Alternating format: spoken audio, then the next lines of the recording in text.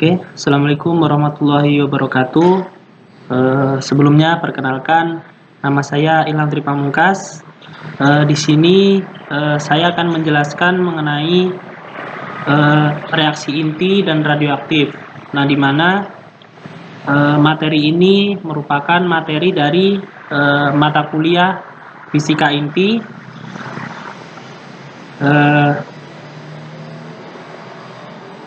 Di mana dosennya adalah Ibu Dr. Laili Komariah MSI. Ya, mungkin langsung saja kita menuju ke materi yang sudah saya siapkan. Oke. Ini untuk materinya yaitu mata kuliah fisika inti dari Ibu Dr. Laili Komariah. Nah, di sini saya akan menjelaskan mengenai fisika inti dan radioaktivitas. Oke, jadi yang pertama itu ada susunan inti atom. Apa aja sih susunan inti atom? Jadi di inti atom itu terdapat susunan. Ya, dari semua inti atom pada dasarnya tersusun atas, yaitu yang pertama ada proton. Apa itu proton? Proton adalah suatu partikel bermuatan positif. Ingat ya, proton adalah partikel yang bermuatan positif, di mana besarnya adalah 1,6 dikali 10 pangkat minus 19 dengan massa satuan massa atom. Kemudian ada namanya neutron. Nah, neutron ini adalah partikel yang bermuatan positif, netral, dengan massa 1 satuan massa atom. Kemudian ada namanya elektron. Nah, elektron adalah partikel yang bermuatan negatif. Oke. Kemudian pada inti atom itu ada namanya X, Z, dan A. Nah, X itu apa? X adalah nama unsur atom, misalnya kalsium, magnesium, oksigen. Itu untuk lambang X. Kemudian Z. Apa itu Z? Z adalah nomor atom, yaitu menyatakan jumlah elektron dan proton. Kemudian ada A, yaitu menyatakan nomor massa, yaitu jumlah neutron dalam inti. Oke, sampai situ paham ya? Kemudian kita lanjutkan untuk selanjutnya. Dalam inti atom, istilah dalam fisika inti ada yang namanya isotop, isobar, dan isoton. Saya akan menjelaskan satu persatu mengenai isotop, isobar, dan isoton. Mungkin langsung ke isoton, isotop yang pertama. Isotop adalah inti-inti yang memiliki nomor atom yang sama, tetapi mempunyai nomor massa yang berbeda. Jadi ingat ya, isotop yaitu memiliki nomor atom yang sama. Jadi isotop nomor atomnya sama, tapi nomor massanya yang berbeda. Misalnya di sini ada protium, deuterium, tritium. Jadi nomor atom itu terletak di bawah. Nomor atomnya 1, 1, 1. Nah, sama kan? Kemudian nomor massanya terletak di atas. Coba lihat. Nah, nomor massa yang di atas ini berbeda. Jadi benar ya, contohnya ini mengenai isotop, di mana nomor atomnya sama, tetapi nomor massanya berbeda. Oke. Lanjut. Kemudian ada yang namanya isobar. Isobar yaitu inti-inti yang memiliki nomor massa yang sama, tetapi memiliki nomor atom yang berbeda. Oke, bisa lihat contohnya. Ini ada unsur Ar, kalium, dan kalsium. Di sini kita dapat lihat ya, nomor massanya 40, 40, 40. Kemudian nomor atomnya 18, 19, 20. Nah, di sini dapat kita simpulkan bahwa isobar yaitu nomor massa yang sama, tetapi nomor atomnya berbeda. Kemudian ada namanya isoton, yaitu inti-inti yang memiliki jumlah neutron yang sama. Oke, dari sini dari ketiga contoh ini bisa dipahami ya mengenai isotop, isobar, dan isoton. Oke, mungkin kita langsung lanjutkan ke defek massa. Oke, kita lanjutkan ke defek massa. Nah, dalam defek massa ini, gaya inti antar partikel inti menimbulkan energi ikat inti. Nah, energi ikat inti didefinisikan sebagai energi yang diperlukan untuk memutuskan atom menjadi partikel-partikel pembentuknya, yaitu ada proton, proton, dan neutron, neutron. Nah, inti atom yang terdiri dari proton, proton, dan neutron, neutron memiliki massa yang berbeda dengan jumlah massa partikel pembentuknya. Kemudian, pada selisih massa ini disebut defek massa dan digunakan untuk mempertahankan agar proton dan neutron tetap bersatu. Kemudian defek massa ini dapat dirumuskan sebagai berikut. Delta M sama dengan kurung buka Z, kali MP ditambah kurung buka A dikurang Z kali MN kurung tutup dikurang M inti. Jadi delta M itu adalah defek massa, kemudian MP itu massa proton, MN massa neutron, Z jumlah proton, AZ jumlah neutron. Kemudian M inti adalah massa inti. Jadi defek massa akan menyatakan nilai energi ikat inti atau delta E sesuai dengan hukum kesetaraan massa energi Einstein. Apa itu rumusnya?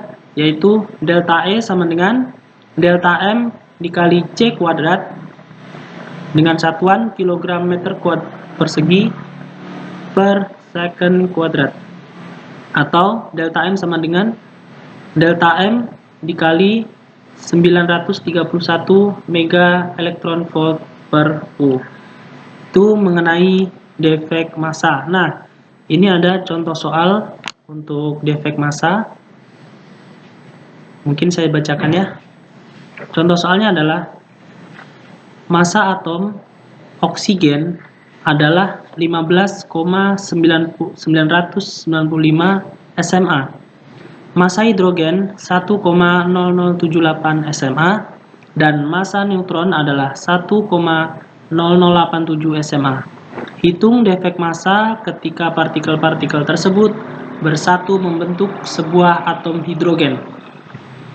Ya, mungkin langsung kita jawab ya. Yang pertama diketahui massa inti, massa proton, massa neutron. Jadi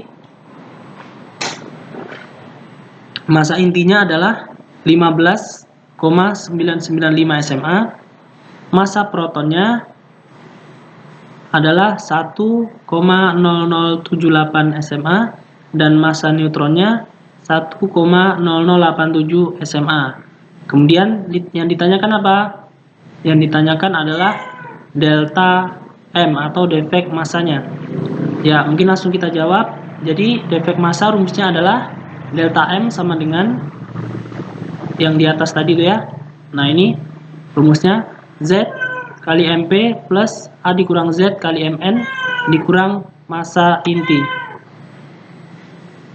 Nah, mungkin langsung kita masukkan ke angkanya. 8 dikali massa proton ditambah 8 kali massa neutron dikurang massa inti.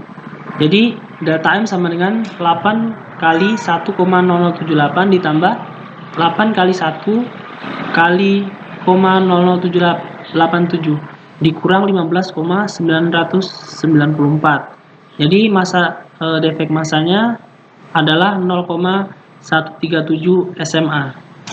Oke. Kemudian kita lanjut. Yang kedua ada yang namanya tenaga ikat inti. Ya, jadi telah diketahui bahwa inti tadi terdiri dari proton dan neutron. Proton di dalam inti tolak menolak, adanya kesatuan di dalam inti disebabkan oleh adanya gaya yang mempertahankan proton itu dalam inti. Gaya ini disebut gaya inti atau Oke, selanjutnya contoh soal dari defek massa. Yaitu soalnya massa atom oksigen adalah 15,995 SMA. Massa hidrogen 1,0078 SMA dan massa neutron adalah 1,0087 SMA. Hitung defek massa ketika partikel-partikel tersebut bersatu membentuk sebuah atom hidrogen. Oke, langsung pembahasan. Diketahui massa intinya berapa? 15,995 SMA. Kemudian massa protonnya 1,0078 SMA. Massa neutronnya 1,0087 SMA. Yang ditanyakan apa? Defek massa. Jadi rumus defek massa adalah delta M sama dengan Z kali MP plus A dikurang Z kali Mn dikurang massa inti. Kemudian kita masukkan 8 dikali massa proton ditambah 8 dikali massa neutron dikurang massa inti. 8 dikali 1,0078 SMA ditambah 8 kali 1,0087 SMA dikurang 15,994 SMA. Jadi defek massanya adalah 0,137 SMA. Kemudian kita lanjut tenaga ikat inti. Jadi telah diketahui bahwa inti tadi terdiri dari proton dan neutron. Nah, proton dalam inti ini saling tolak-menolak karena adanya kesatuan di dalam inti.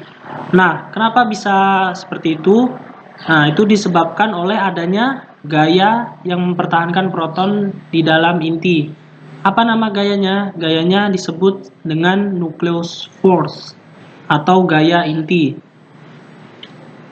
Nah, karena tenaga ikat tiap nukleon paling besar pada atom yang nomor atomnya 50, dapat ditarik kesimpulan bahwa yang pertama, ketika inti-inti ringan bergabung menjadi inti-inti yang lebih berat, maka akan disertai dengan pembebasan energi tersebut.